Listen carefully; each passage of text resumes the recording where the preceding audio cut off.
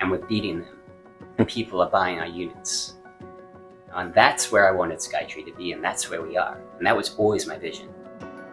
As it is, since I left the company, we've raised about $15 million.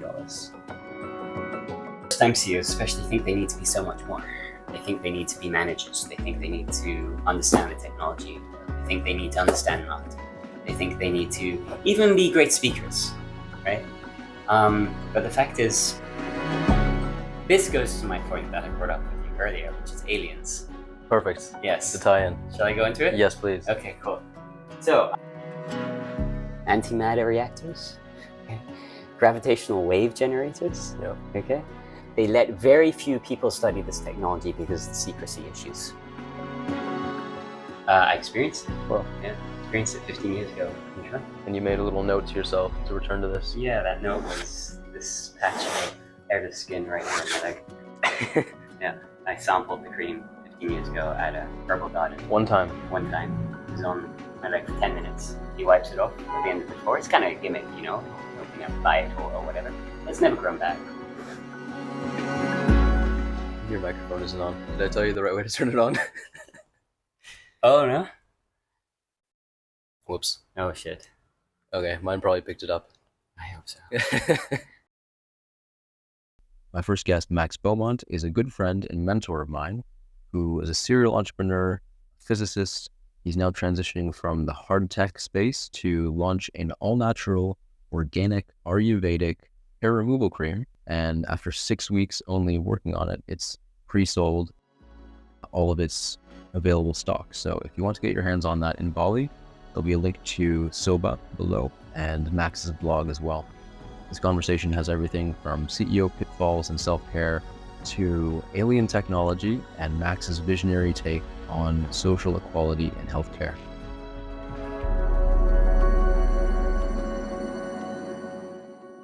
What's it like transitioning from hard tech to product tech?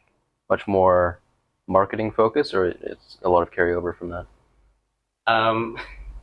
It's early days still, so I'm not sure if I can answer that question fully. But it's so much easier describing the product to people, and that's such a relief. It's like, yeah, I do. It's all natural hair removal cream. Oh, okay. People get that. They didn't get direct hair capture. Yeah, this was 10 years ago before it was really... And even today, yeah. Probably 80% of the people you mentioned direct hair capture too will still not know what the term is and what it means and how it could be useful for the world in the long term. That still all needs to be explained to most people, and that's just a chore a lot of the time. And it really hones your communication style, technique, and I could probably be a better communicator in a lot of ways. So yes, it's a lot easier to communicate the idea, and that's really good. And also, we've already got product on the market, right? We've already essentially sold the stuff. This is within how long? A few months, 6 right? weeks. Insane. Yeah. Wow. Right? So, and that's amazing. Mm-hmm. What is it about Bali that made you want to stay? And it's a lot of fun out here. Yeah. Life is more interesting. The weather's good. Tons of stuff to do. I didn't really know what I was expecting. I knew I'd have a good time coming here. Since moving, I've just understood how rich it is in other ways as well, like the types of people you meet, the things you can do, whether it's surfing or mountain hiking, or just exploring new parts of Indonesia. Right? There's always something to occupy you. And obviously landing Ubud, I had no idea it was a center for healing on the island in the world, even. Yeah, right? cultural hub. So that was all novel and unexpected as well. How was that? Yeah, good. Yeah. I probably needed it. I was very skeptical at all the things I went into initially.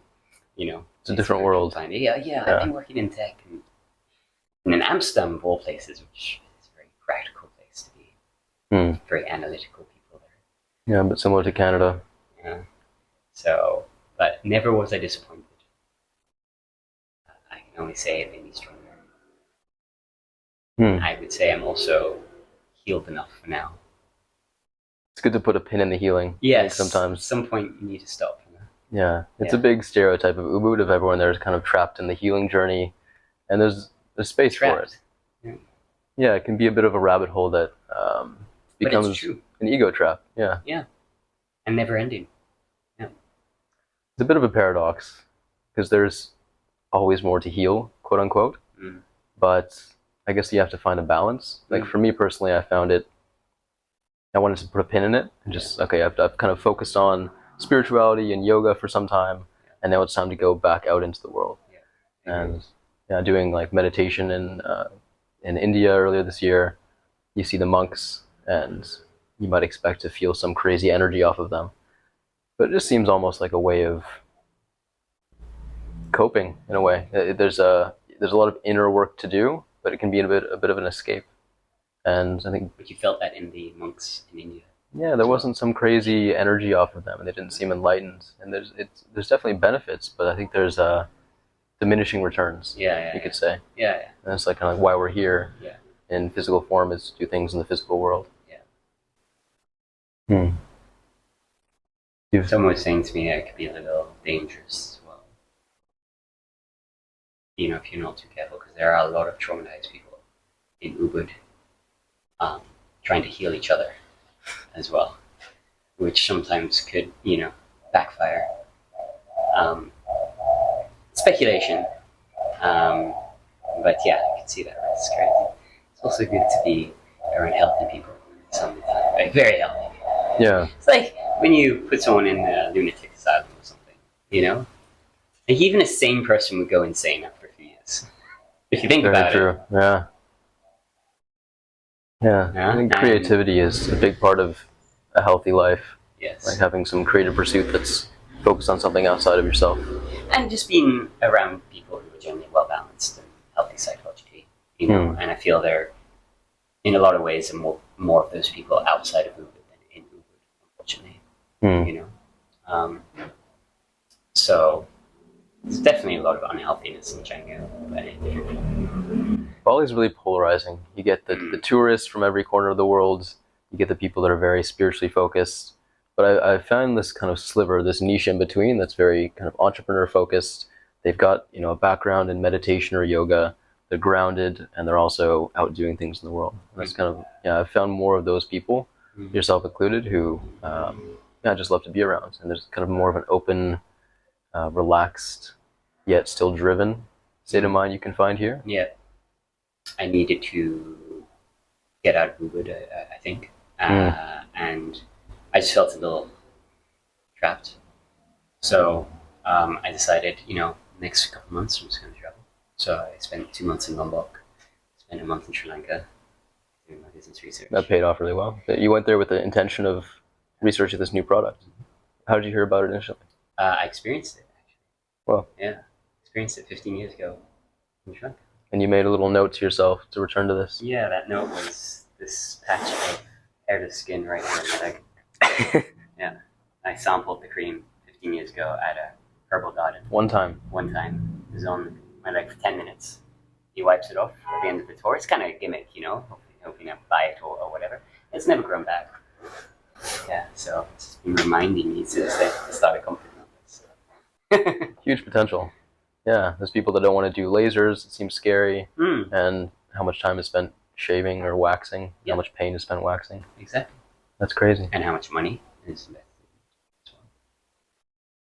So, we don't know quite how effective this cream is going to be. So we're just doing some consumer testing right now. To understand its long-term effect on hair regrowth. If it is effective, that's going to be a game changer. But if it's not, it's still going to be a viable product. Because there are not many products out there that are all natural, that don't smell bad, don't leave a rash, and that's going to be our niche. We're just going to have a lower price point. You mentioned you could be a better communicator. That was one of the first things I noticed about you, is your communication skills seemed amazing. Oh, really? Yeah. I think running a company for a decade and communicating with investors and teammates, that's got to be a huge focus. It's been a big focus of mine for the last year. Is improving those skills. What are some of your key takeaways on that journey? Be candid. Candid, authentic. That's why Sam Altman got fired, right? Too candid. No, not candid enough, apparently, was the reason the board gave. Hmm. They felt they can trust him. It's key to leading, running a company, any relationship, right? In communication. Hmm. People need to feel they can trust you. They need to understand what you're saying. You know, maybe I've been a good communicator in terms of technical aspects of life and businesses and strategy and things like that.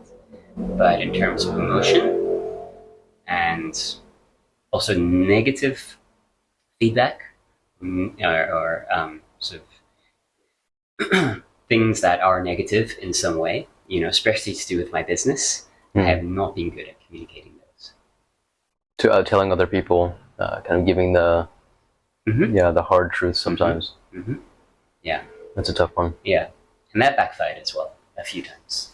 So that's just they began not to trust me as much because I always painted a beautiful picture of what was going on in the company, and then 3 months later it would be the same story, and we need more money or whatever. It's going so well. So I think in relationships, whether it's with investors or with a loved one or with a friend, candidness, honesty, conveying the truth of where you are emotionally and what's happening is so healthy.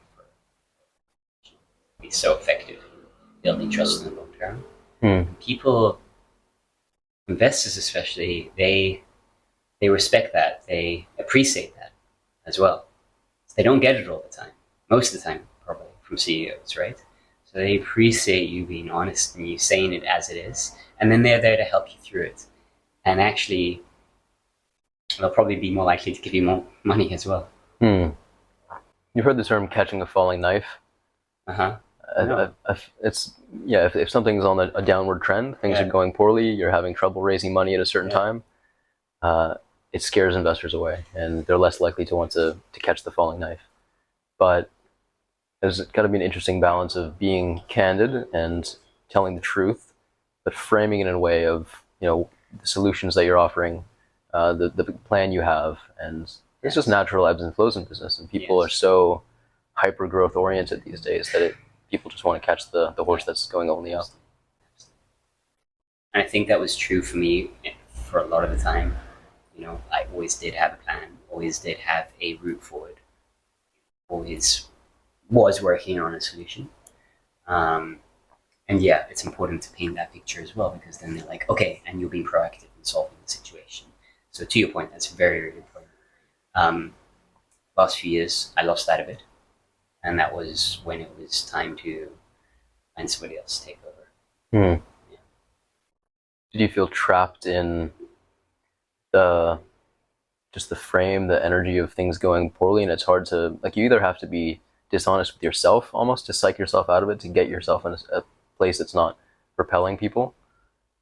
That's something I've experienced, is when you're in a downward slump, you almost have to sell yourself out of it in order to not come across as desperate. But one thing I've learned recently is actually embracing desperation, just actually accepting your back is against the wall and you need help, and just being honest about that, and not trying to miscommunicate, not trying to frame things better than they are. There's a weird balance there. I don't think you can really hide desperation that well as well. I think you can. People see it in your eyes, they see it in your face, body language, So, yeah, it's probably best to be candid about that as well and be like, guys, I'm exhausted, fucking need a holiday, can't deal with this shit anymore. Find someone else to lead the company, and they'll probably appreciate that. What got to me was how my expectations were mismatched with reality. So where I was hoping the company would be in 1 year's time didn't actually come to fruition for 5 years, something. And I personally never made it to the point where I felt financially free in the company, where I felt, okay, we have enough funds now to really just go for it, to blossom, to really get our marketing down, to really get, our lab, to hire the technical people we need, to really get the first prototypes out the door, functioning the way we want them, as the product we want them to be, and that required millions of dollars, millions and millions of dollars, right? And in the end, they raised about $6 million all in, but it was over a long period of time. We never had that all at once. And so, after a while that added up, and it was like, it just felt like we hadn't been given an opportunity to really fly. And that ended up being like catching up to me. There's an argument to say that if you give too much money to a company early on, they'll spend it on things that don't work, right? And waste it away. Fancy offices, high salaries. And investors then hold back and see how good the company is at hustling, bootstrapping as well, test the CEO's skill. And there's something to say for that. Because one of our main competitors, Climeworks, got all the money they wanted, right? When they needed it, when they wanted it. I personally think they've raised too much money, right? They've raised almost $1 billion, right? They've only sold like 4 units. Similar scale. No, large scale, fine, but but all of them have been subsidized, by the way, by either governments or through investment. ESG funds, are they interested in this sort of thing, or it's too early for them as well? Yeah, no, but like literally like EU funds, Swiss funds, they're based in Switzerland. Just subsidies on CO2, carbon credits, that kind of thing. So they've really, lent on that. And now they're stuck in a business model, which I don't think is viable, which is large-scale CO2 capturing units that supply CO2 on the scale of, say, 10,000 tons a year or more. And they're competing in the commodity market when it comes to CO2 as a gas already. Yeah. And the technology is not ready for that. So they spent all this money on the technology and they had it available to them, but they're still not really market ready. Unlike Skytree, which is launching a product, which has launched a product actually as of last month, which is going into the market without even the help of carbon credits, right? We're just selling the gas, the commodity, as it is, and we're beating them. And people are buying our units. And that's where I wanted Skytree to be, and that's where we are. And that was always my vision. Now, as it is, since I left the company, we've raised about $15 million. Right? So the company is now triple in value, at least. And we've already selling stuff. So it's been a very good move bringing on the CEO, and the business model now is working out. I'm really proud of that. So at least that worked out. Yeah. Plus I still have shares. Amazing. Yeah, I've heard that the trend in entrepreneurship is uninformed optimism, which I think is what gets you through you wouldn't start the company often if you knew how many things would go wrong. Yeah. So there's uninformed optimism, No, and then informed pessimism. You start to realize that you were naive and the optimism was necessary but detrimental in its own way. And then the worst is uninformed pessimism. You don't want any of that. I don't think you ever start if you have uninformed pessimism. Yeah. A lot of people do. A lot of people are unjustly cynical about things, right?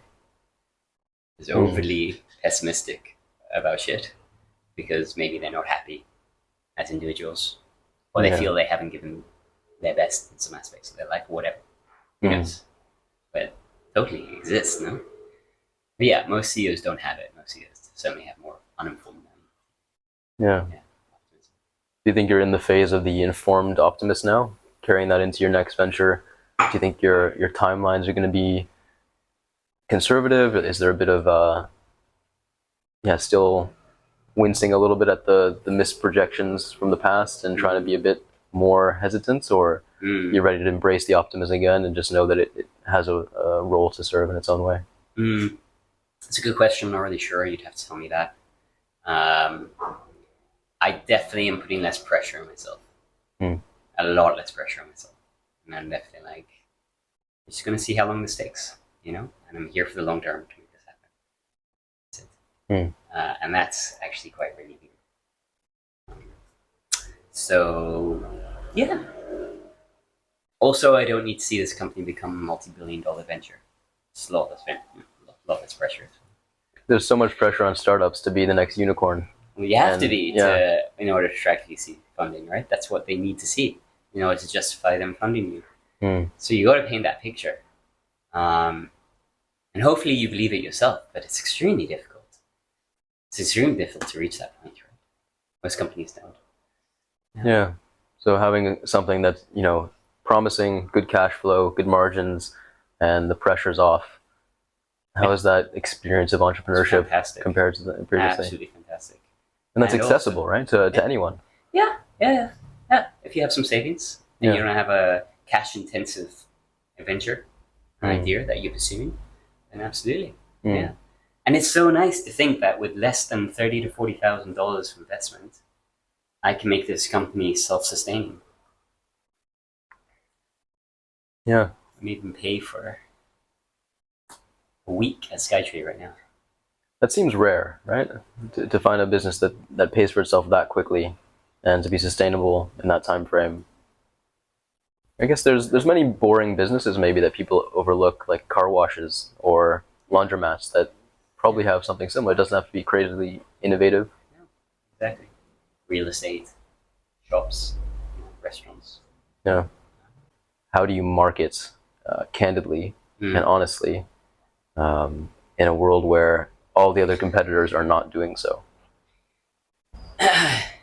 Marketing in itself inherently is somehow dishonest, right? Think about it. I mean, well, you want your product to be better than what's on the packet and what people expect, right? But marketing is always going to build things up. So, yeah, to your point, I think that Lombok probably is somewhat overrated, and some of these places are probably somewhat overrated. But land is a lot cheaper in this part of the world. This part of Bali, at least. Yeah, well, it's quite inflated. Yeah. It's on par with many other very high cost of living areas in the world. Hong Kong, Victoria, it's crazy. Another point to investing. You and I both have technical backgrounds as well, so we like to be realists about things. Yeah, a bit overly logical. One of the things I did at Skytree was I listened to my engineers a lot when it came to marketing. We could have say on a website, and that was a mistake because it's not their expertise. They had strong opinions on being realistic about the technology to the outside world, which is fair because it's the engineering mindset, and they're the ones who have to build the fucking thing. Sorry, but essentially that was a mistake, And the wise thing is just to bring in people who know what they're doing, have experience in that sector. Bring in a marketing agency just to take care of it for you, Try and market your own product as a technical CEO. Yeah, that helped me back a lot. Yeah, and me too, by the way. Yeah. You mentioned your time in Ubud was a bit much, and you mentioned you've got a new interest in aliens. Was there a connection between the two? Mm-hmm. You learned about aliens? Yeah, absolutely. Yeah. How is that evolving? Yeah, I learned about them from my psychologist, so I don't know what that says. What kind of, is this a professional psychologist or one of the self-proclaimed life coach psychologists? One of the self-proclaimed ones, yeah. But I had an amazing vibe with him. I'm still seeing him, actually. And I felt he helped me a hell of a lot. He's a computer scientist by training. Interesting. Yeah, it just got me immediately. Knew where my head was at. Knew exactly the right thing to say at the right time. And just showed me these perspectives from a logical standpoint, which I think really resonated with me as to how to approach life and where my emotions were at and so on. Yeah.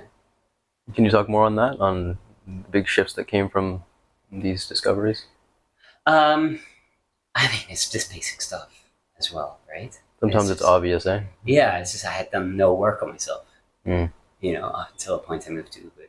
It's just because I didn't feel it was necessary. Because I didn't prioritize myself, prioritize the company, my career, right? Not my psychological state, not my psychological well-being. And he immediately pinpointed things that had happened in my childhood, ways that I had been raised, and how those ways affected me today, and then pointed to studies that show how certain styles and techniques of parenting had certain effects generally on adults as they developed and matured, and how those things could be overcome as well. So it was great. I mean, I was filling out a form for the first hour, I met him, just like questionnaires and Q&A, so he could assess my personality type before we went into any talking, and that hooked me. Was it a certain type of personality type, INFJ or the Big Five? No, it was different. It was something more, I think, fundamental, based in psychiatric kind of practice than that. That's something I've focused a lot on before I started the entrepreneurship journey, is kind of trying to understand myself. Yeah. I wasn't so focused on what I would do, but more about who I was, and whatever would come from that would be worth it. And it's also another rabbit hole. There's so many different models, there's so many different ways of looking at it. And yet still, after all that work, I often find that it's hard to look. I recently learned of wealth dynamics. Have you heard of that model? It's sort of kind of like human design for entrepreneurship. So you fit yourself into one or two of these different categories of styles of entrepreneurship. One of them is the star that wants to be kind of seen and shining brightly. There's like the finance person who's not really interested in people, but the numbers and the structure, and there's builders.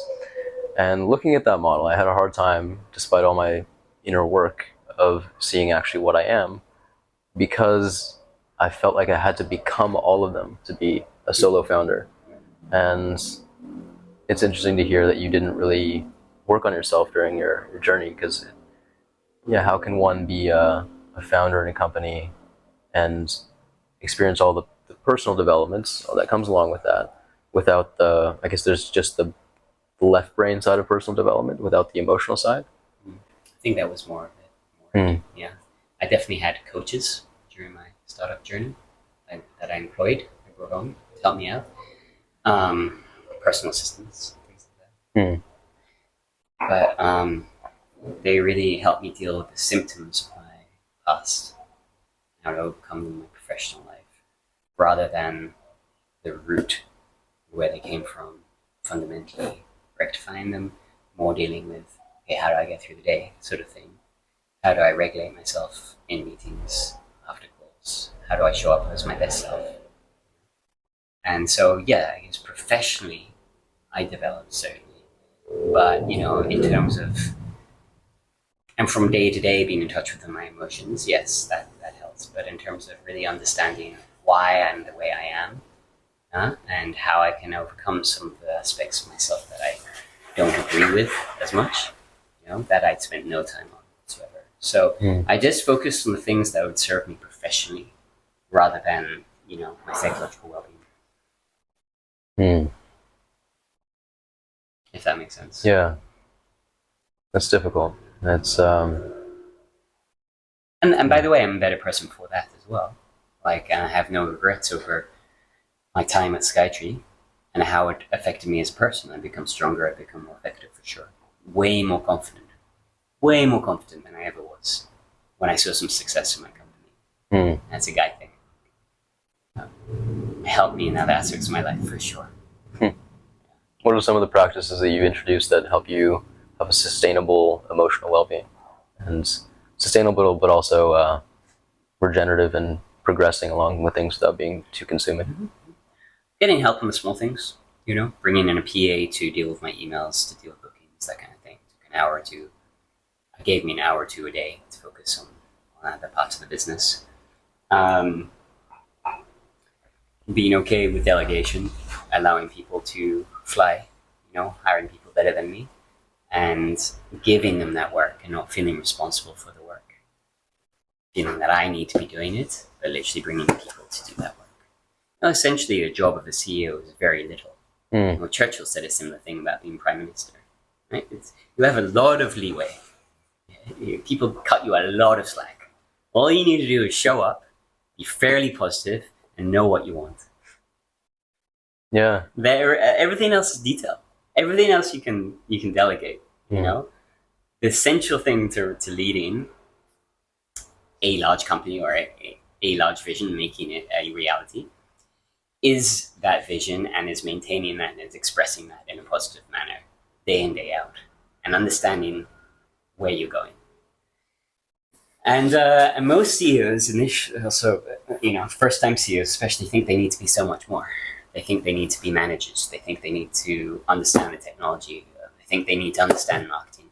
They think they need to even be great speakers, right? But the fact is, no, they just need to be driven towards their vision, be expressing that to the people around them, and then letting those people around them help them. Need to work hard as well. That's always the case, right? And that's about it. Now, another aspect of how the coaching and all this other stuff I did helped me in my entrepreneurial journey was indeed, not overdoing it on the work side as well. I used to work 50, 60-hour weeks, consistently for, a few years on end. I did that. And, after a while it catches up to you and you feel less excited about what you do, So, my coach really helped me understand where I was emotionally during the day, and keep track of that, and then give myself breaks when I needed them. After calls, give myself a couple of minutes, just have, I had some fresh air, or, go and grab a cup of tea and just sit in the kitchen for a few minutes before immediately going on to the next thing. Because otherwise the pressure just builds and it's not released, and you get home and you're completely exhausted and you can't do anything else, and you ignore other aspects of your life. So being able to maintain a healthy balance is super important to any successful person, I think, as well. And this new CEO that I brought in, who's raised $15 million in the last 15 months, essentially. Okay? He used to tell me to go home, right? He was the one telling me to leave the office, right?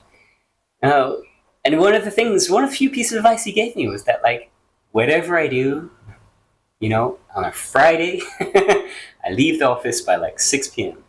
I'm back with my family for the weekend. I was like, okay. And this guy had thousands of people under management in his previous roles. He was a C-level. He had a C-level executive at a listed company. Yeah, it allows consistency. I think I've often worked in spurts of 14, 16-hour days for a few weeks at a time, and then I need a few days off. But I've felt like I haven't earned that level of relaxed consistency yet. I need to almost burn myself out or come as close as I possibly can to get to the place where there can be more stability. Maybe. Yeah. Maybe. I remember you said early on, the founder and CEO's role is to hold the vision of the company. And maybe many people get caught up in trying to do everything else because they haven't nailed down a vision that's strong enough to attract people that they can delegate to. Right. Yeah. Okay. So initially the first year, for 6 months, you're going to be doing a lot of stuff you don't really want to do, or you don't have expertise for. You're just going to have to get it done. That's true. So, but after a couple of years in, after bringing in some funding, at that point, it's very important not to get stuck in the nitty-gritty. Not working in your company, but to work on your company and work on the strategy and how to grow it and where it's going, rather than how to get that shipment in on time. Yeah, there's so much pressure, I think, when you create something to micromanage it, overwork on it because you're so attached to it. And I recently learned becoming detached from the project. And maybe that's why hiring a new CEO who doesn't have that same level of attachment, they can be so effective.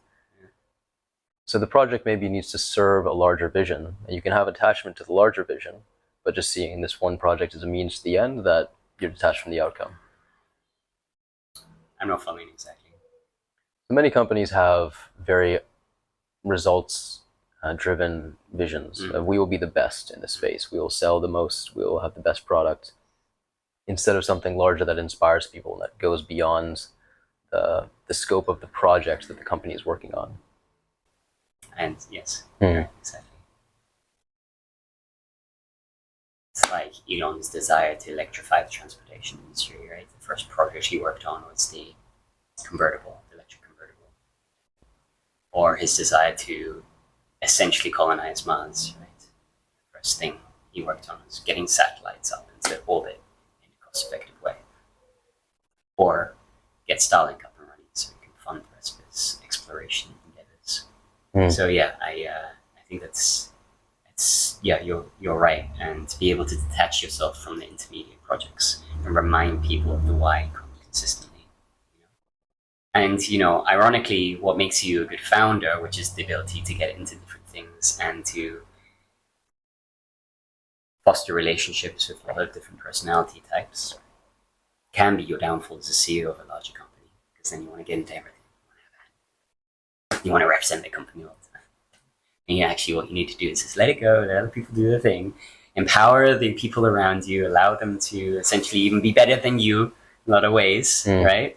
And just stick to that original vision. And it's actually a release, it's a good thing, because you don't have to do a lot of the hard work effectively, You can delegate, and that's okay. It's what most managers in large companies do.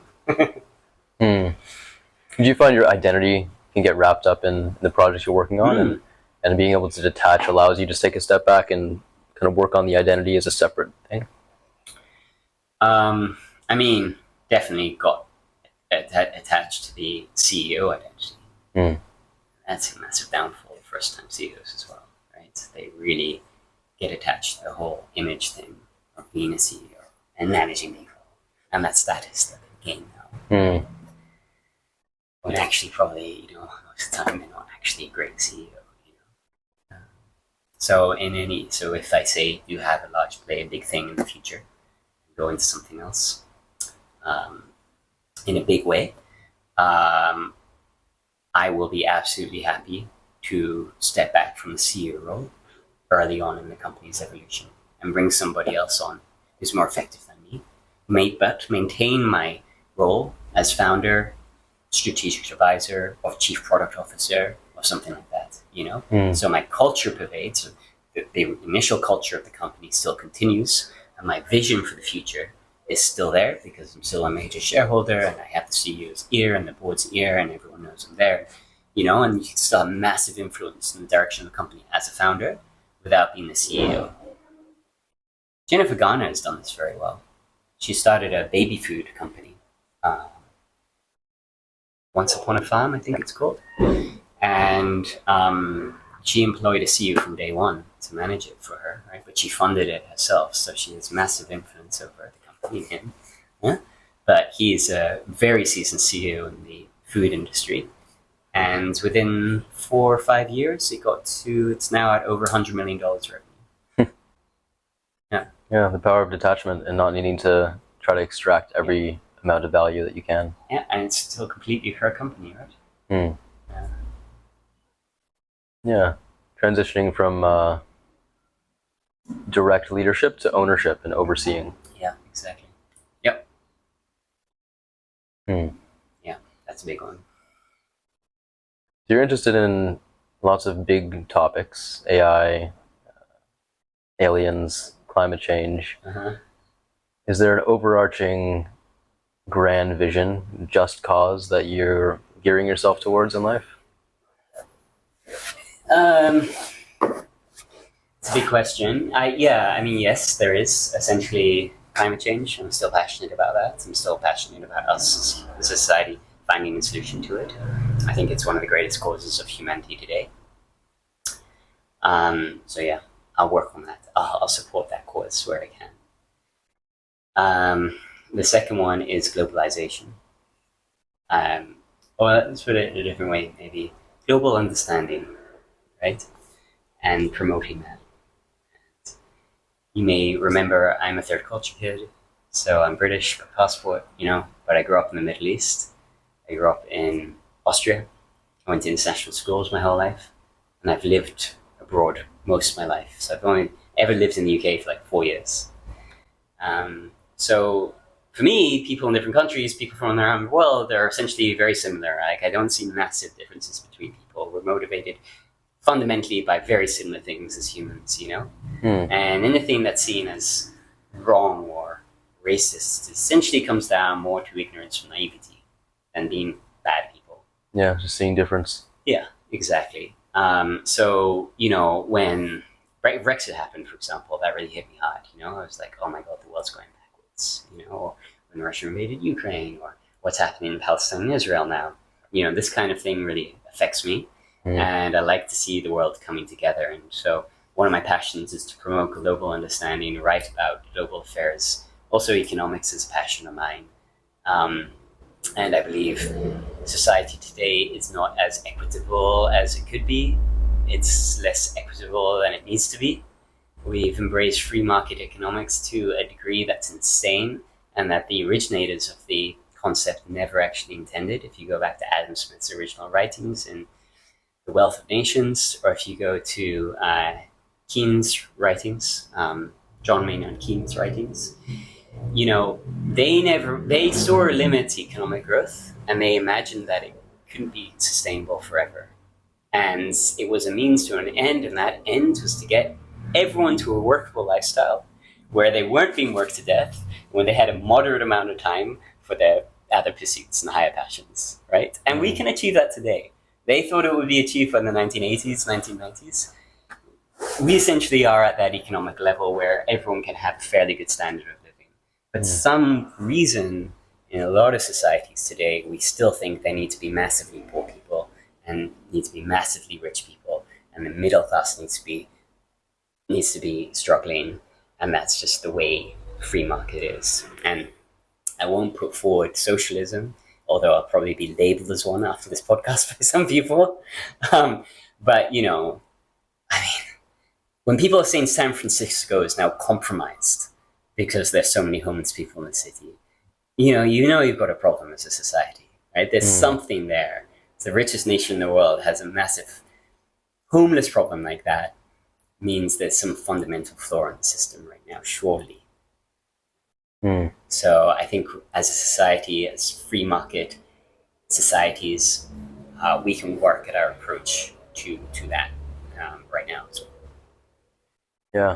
Yeah. I think there was I forget the name of the economist who won a Nobel Prize for basically saying capitalism has turned into delivering shareholder returns. And many businesses, large corporations, have adopted that way of thinking. Yeah. And so you get these mega corporations who aren't really producing value. They're just producing the next thing that they can sell.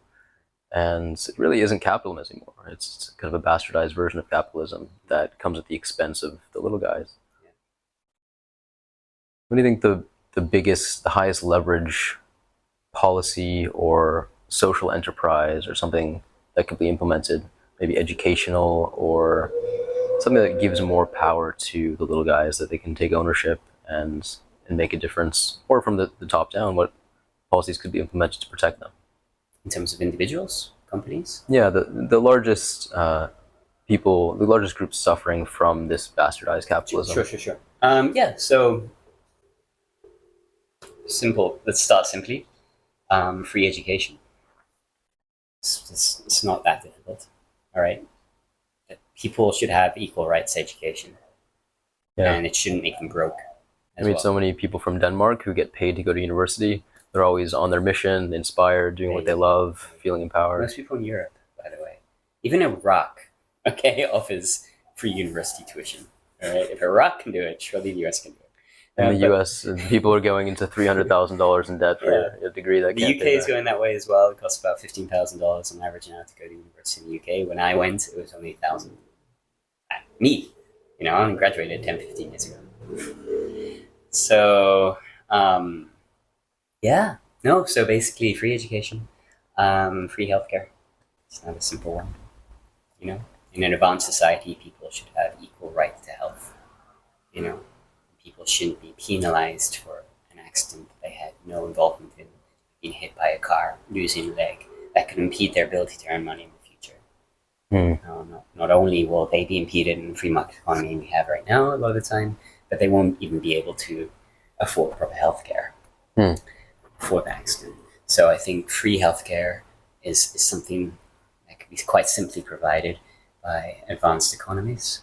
By the way, for any American listening, the national healthcare system, which provides free healthcare to all Britons, costs less per capita than the American healthcare system right now, which is completely private. So if it's unaffordable, actually the reverse is true. And so I think those two things fundamentally, that's the start. Okay. And then we can go into a few other concepts. We might want to look at universal basic income, or what Andrew Yang coined as the freedom dividend. I think that might be something worthwhile looking at in the long term, to give everyone a basic standard of living. At least they can afford a roof over their heads, you know? And apparently doing so would also save governments money, essentially, because you cut out all these other subsidy loopholes and ways that individuals take advantage of the government, you know? And basically you have a flat UBI that takes care of a lot of these needs that are being subsidized in other ways. So essentially then the amount you're subsidizing society overall actually decreases with the UBI. This is theory. This is what Andrew Yang was putting forward when he was a presidential candidate. And, I think there might be something to it. We've been conditioned as humans that we must earn our way all the time, and that we must earn the bread that's put on our table, and earn the food that we're using to feed our families, And that might have been true in the 1920s. When people were working in coal mines and were living off dollars a month, But, technology is advanced now. We can provide a lot of means for people at very little expense. So, let's just wake up to that and realize that maybe not everyone has to work themselves to death in order to just about get ahead, Maybe we should give people the opportunity to pursue other things and their hobbies and have some free time rather than desperately trying to hold down 3 jobs just so they can pay their way. And so I think that needs to be looked at. The flip side of going super socialism is that people become demotivated and can't get ahead. Why try? And so there's that risk, But I think it's time to try some other approaches. I love it. Yeah, I grew up with the narrative that when you give people free money, they turn lazy, they become alcoholics. Yeah. And I think there's just missing pieces of the puzzle in that equation, where it's not seen holistically. And often these are people that lacked, cultures that they felt connected to. And if you change the education system, if you change the way that people relate to each other, you have more access to healing modalities in the world, then people feel empowered with the money and they go and do better things. Amazing. Yeah. There are a lot of drug addicts that can afford their addiction, and they're actually millionaires, right? A lot of drug addicts that simply can't end up on the street. Money isn't the issue. Well, in that case, it kind of is, right? Because they can afford to maintain their lifestyle while also spending a ton on drugs, right? It's the accelerator in either direction. I guess once you've gotten the opportunity to take a step back from the pressure of career, live in a beautiful place, and you're the type of person to want to think about the world at large and the big issues that we're all facing. It's a different set of challenges that we're faced with. And once you overcome the personal challenges of financial sustenance, then you're faced with the global challenges of the future. I love what you said about what we can do for the economy and protecting the lower class and middle class. What do you think the biggest lever we could pull on climate change is, both now and then maybe in 50 years? Right. So now the biggest one I think is just unfortunately is taxation. Okay. So a lot of things that have a negative impact on the economy generally, wider economy. Let's say cigarettes, or extremely sugary foods, are generally taxed because of that effect they have. In the case of cigarettes, because of the extra burden they put on healthcare systems, right? Same goes for alcohol. Okay. So we incorporate the cost that some of these products put on society as a whole in the actual pricing of the product, and that needs to be done for carbon emissions to a great extent than it's been done now. So we've made some steps forward. There's a great model developed at MIT. It's called En-ROADS. And it's an algorithm. It's freely available online, which allows you to tinker with different levers and different policies that could eventually affect climate change and global warming. rate in the long term. So stuff like the rate of solar power rollout, subsidization for electric vehicles, let's say policy when it comes to reforestation, the rate at which we shut down existing fossil fuel plants. So probably about 20 different parameters you can change. The one that had the leading effect on what the temperature of the Earth would be in 2050, by a long shot, was carbon tax. Because then, at least, also you're putting this cost onto society that then needs to be handled by private industry.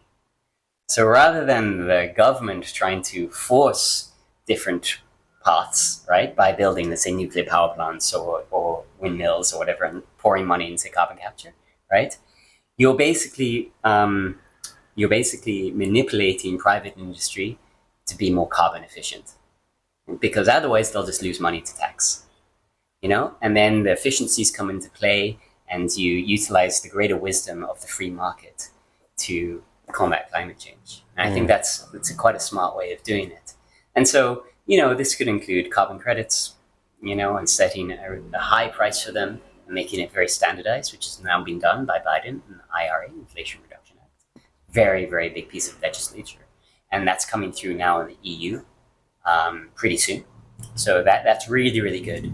But going beyond that, placing actual tax on carbon-intensive products, for example, cement, plastic, or fossil fuel cars, powered cars, stuff like that. And then that's passed on to the consumer as well, unfortunately. Or the companies either eat it, right, and just work on their carbon efficiency. So I think that's the number one thing we can do to really have a long-lasting impact. Other low-hanging fruit is just roll out renewable energy. Just fund it, just roll it out as fast as possible. Buy it, Yeah. Roll out solar panels, roll out wind energy. Also, fund nuclear energy. Just do it. Nuclear energy is so much safer than it used to be. It's the best form of clean energy, I believe, that we have today. Fossil fuel kills far more people per year than nuclear energy ever did through worsened air quality that it creates, right? So air quality is actually a bigger killer than radioactivity in that sense. Okay, so just roll it out. I mean, a lot of the designs are meltdown resistant completely. They just can't physically melt down. So let's just do that. Let's electrify everything. All governments should be buying electric vehicles and should be pushing that market hard. And it's growing. The electrification rate of the industry is massive right now. It's really, really high. So that's a good thing, but it can be pushed even faster. And the last piece of low-hanging fruit, I would say that we could get into, I forgot what I was going to say now. So electrification, renewable energy, nuclear energy, carbon tax. Oh yeah, reforestation. It's very simple. Trees can do a lot of good. Not only do they suck CO2 out of the air, but they provide shelter for wildlife and help preserve the species we have on this planet, which is going extinct faster than it should. Every major government should have a massive reforestation rewilding program where they're just planting seeds everywhere. Just getting that done, because it's so cheap, Why aren't we doing this to a great extent? You can rewild farmland, There are huge tracts of just wildland that are just deforested that we could just be planting. And there are some things that are doing, some projects, programs that are pursuing that, but governments need to be backing this, Yeah. So Natural solutions. those are a few solutions I put forward as a first step. 2050, carbon capture, being able to reverse climate change, and that technology is going to be very, very advanced by that point. And we'll have that solution in place. And we're really happy to see that. Amazing. Yeah. And so what is all the CO2 used that are captured? They're putting it into materials? Yep. Yeah. Yep. Materials, so you can make cement stronger, high quality cement. We use 50 billion tons of material in the built environment each year, right? And I believe that has a storage capacity then of at least 20 billion tons of carbon, right? So massive storage potential there in cement. Wow. Then you've got fuel. Okay, so some parts of transportation arguably could be hard to electrify in the next decade or two. The biggest one being aviation. So by producing liquid fuel out of the carbon from the air rather than the carbon from underground, we can create carbon neutral circular sector, aviation sector, where we don't add any net CO2 to the atmosphere because it's drawn out from in the first place. So that's a few billion tons of CO2 a year to be displaced from coming out underground. Food is another one. CO2 is a great fertilizer for plants, but it can also be converted into protein. So people are looking at that. A couple of other materials, catalysts can be made out of it. Plastics can incorporate CO2 as well. So a lot. It could be a massive. It will be a massive economy. Circular economy will be the future. It'll be the new oil, let's say. Wow. Yeah, I heard that recycling will be the next $1 trillion industry. There you go. But circular economy in general with carbon. Carbon upcycling. Yeah. How do we get over the prisoner's dilemma in the carbon world of GDP being so closely tied to energy consumption, where there's this race to the bottom? Whoever is the last one to adopt these policies, China, is probably going to counteract a lot of the good that everyone else is trying to do. And how do we have an exit strategy for the oil industries that are these massive players that have so much existing infrastructure? Easy questions. Yeah.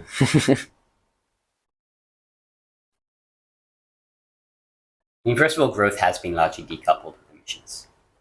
Okay? If growth was completely coupled with emissions, we'd be at 70, 80 billion tons a year by now. We're only at about 55 billion tons carbon equivalent emissions per year. Okay, so it's already decoupling in Europe and in North America.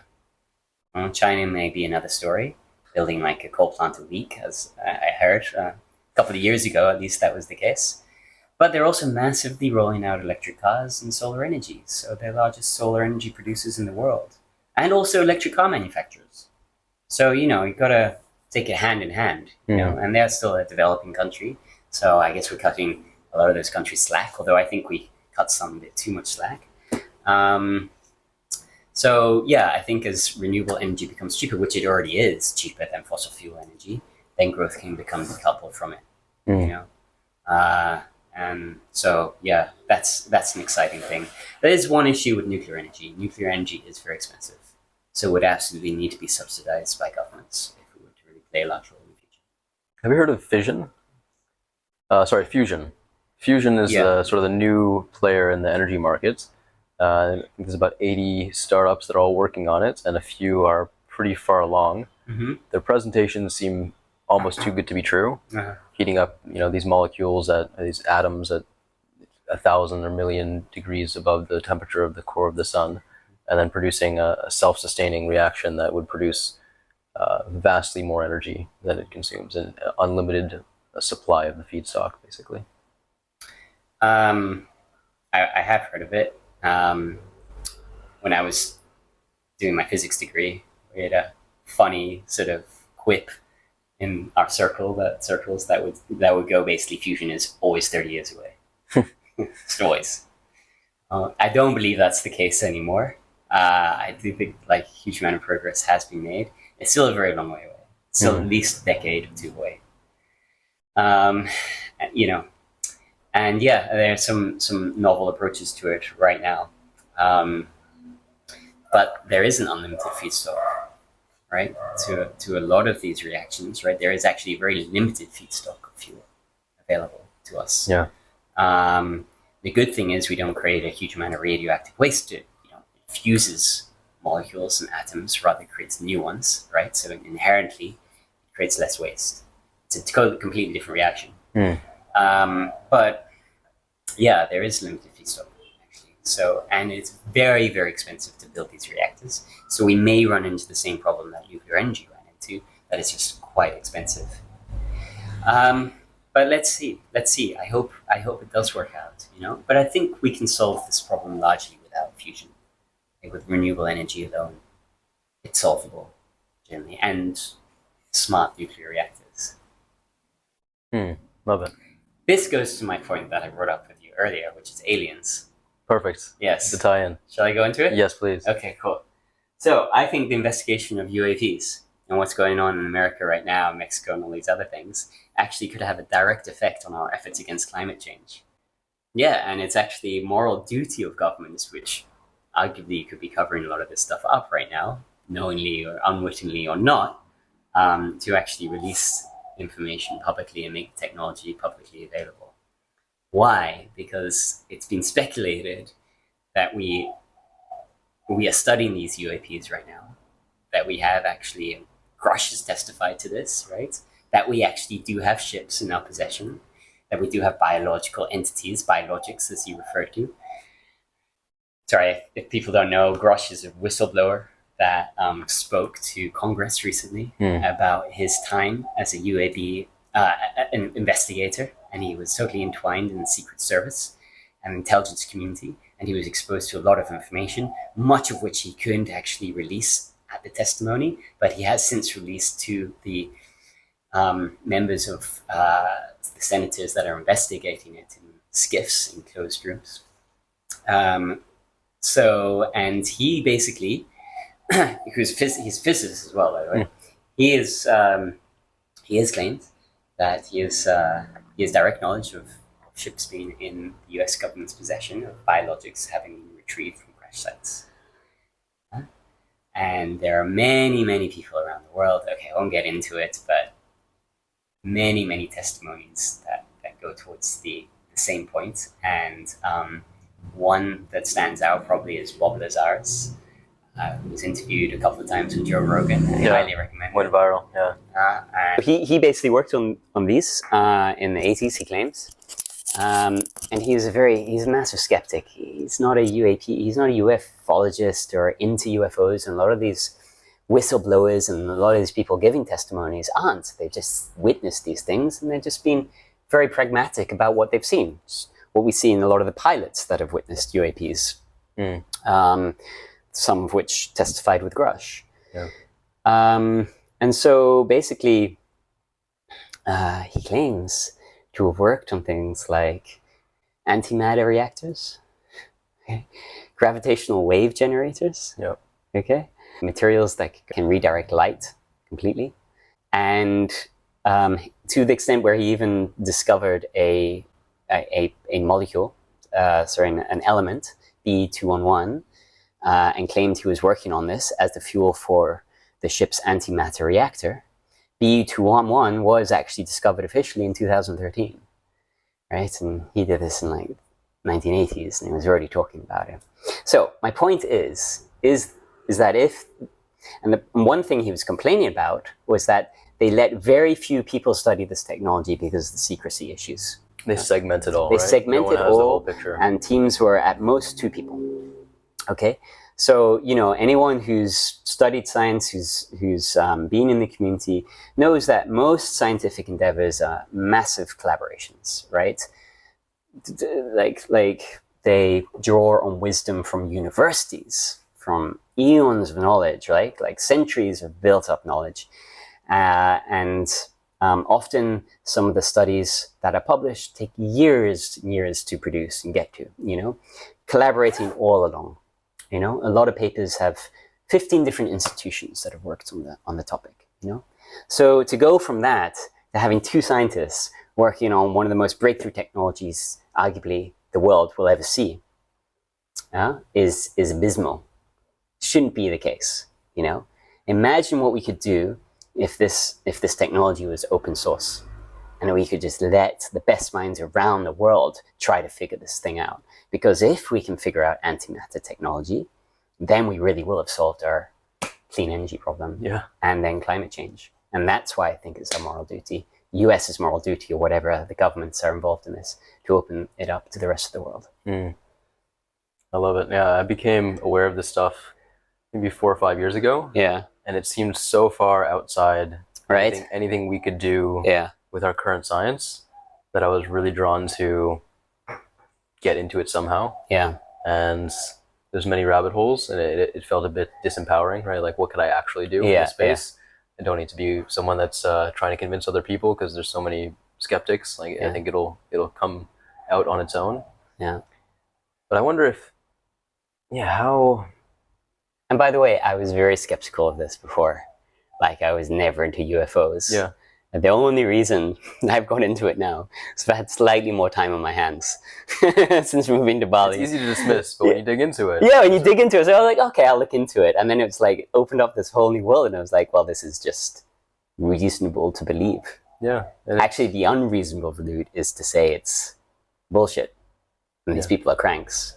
And this is all just weather balloons or, you know, distortions of light, you know.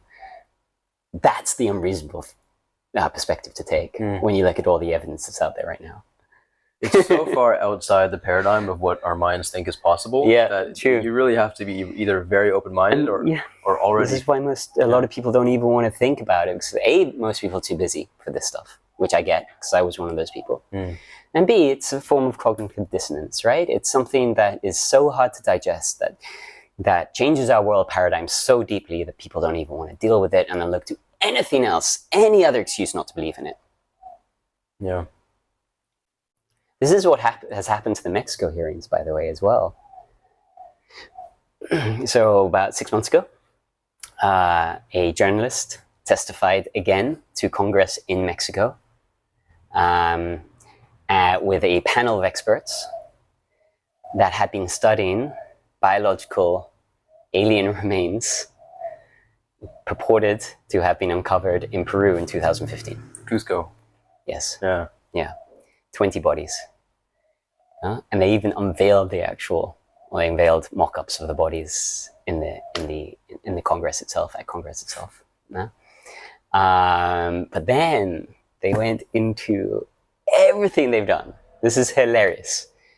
Tomography scans, X-rays, DNA sequencing, biological analysis, cultural context, okay?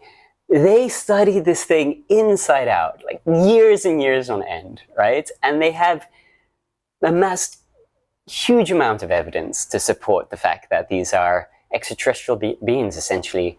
At least beings that don't share any commonality with any species we've ever witnessed on Earth, nor humans, okay? It's as simple as that. So then this information, which was buried and suppressed and ridiculed by the mass media, has not really come to light, and you haven't really heard of it, you know, and many people haven't now witnessed this incredible event, which would be unreasonable not to believe in. And so, yeah, essentially, people were immediately like coming out with memes of like cakes that were baked in the shape of these entities. Okay, and then like someone digging into it and bringing out a piece of cake. They're like, well, yeah, it's clearly cake. Have you seen the Netflix show? There's a Netflix show, No. Is It Cake, where they just make things out of cake. Oh, really? You have to Okay, guess yeah. which one is the cake. Yeah. So they did that with one of these bodies. It was hilarious. Like, wow. And by the way, none of these institutions or individuals that totally ridiculed it or disclaimed it or said it was nonsense had actually visited the bodies or done any primary direct analysis of them, which I find interesting. And since then, a lot of them have been destroyed, by the Peruvian government. So this thing's been buried quite quickly, but I don't think it will be. I think it will, because the revelations are just insane. And it's amazing. So yeah, we pretty much understand now that aliens have been among us for thousands of years. Wow. Yeah, I'll send you the link later. I watched this on Gaia 5-6 years ago. I saw the little alien bodies. Oh, you did? Okay, yeah. At the time, I was still skeptical. I was like, this has to be fake. Yeah. It's on Gaia. There's lots of like, airy-fairy stuff on here. Right. But I eventually was won over to the alien existence by the Air Force pilots going forward, and just so much evidence. And I feel like the media suppression, you have to wonder where that's coming from. And I think the way this is going to be shared to the public, likely based on what I've seen the media and the governments controlling them do, will be in a way to inspire fear and to gain more control, unfortunately. And I've heard different theories on where these beings are from, if they're from different planets, if they're from different timelines or dimensions or things like that. Like once you open the can of worms on things this different, imagine 1,000 years in the future, maybe we've unlocked new information around time travel and things like it could be possible. But the technology itself is so concrete, like beyond all the theories that people can have. If we could actually access this technology, it would completely change the world. The question is there a danger in humanity having unlimited free energy right now? And is there value in that being suppressed a bit longer, perhaps? Like, imagine if we actually did have access to 100% free, clean energy, and everyone could do anything they wanted. We could destroy the world at a much faster rate in different ways. Yeah. I mean,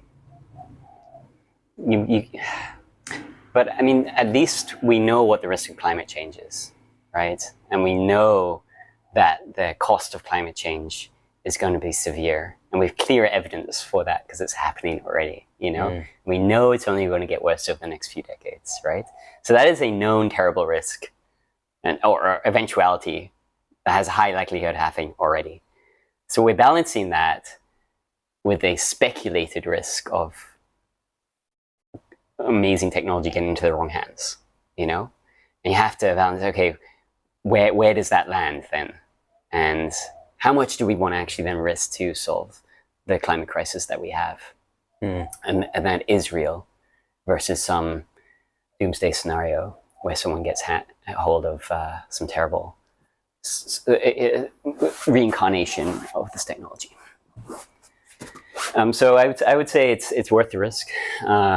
And you know, again, I guess I'm a naive optimist for that reason. Maybe I am. Yeah, but no.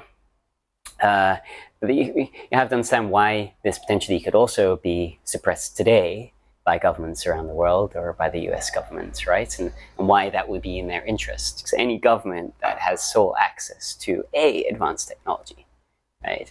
B, potentially, communication with alien beings that exist and are alive today. Who knows? Don't know, right? Have a massive advantage over other countries. And for that reason alone, it would be in their interest to keep it to themselves. You know, I don't think it's about, oh, the public won't be able to handle it and it would change everyone's world paradigm too much, because humans are actually quite adaptable. We can deal with a lot of shit. And I think people are sensible enough to know that we could effectively deal with this new reality. So I think more the driver for the suppression of UAPs, if there is a suppression going on, and the technology that we have in our possession, is national advantage. And that's a shame. And it's very narrow-minded, because we need to think beyond borders now when it comes to the climate crisis, and generally, because it's a healthy thing to do. You know? Yeah, people get so attached to understandably so, the culture. I come from a similar background of being raised in a culture that was separate from my family's and having international experiences and not really respecting borders much. It just seemed like things would be so much more efficient without them. But I understand where people who are very attached to their cultures are coming from. And, you know, for something even simpler than simpler examples of what could be done without borders, imagine if we could outsource or have cross collaboration between different governments of, you know, whoever's the best at doing this thing, go do it over here. Right. Whoever's good at this thing, go do it over there. Instead of people who are quite bad at doing certain things being in control of that and not affecting the rest of the world. Yeah, absolutely. I agree.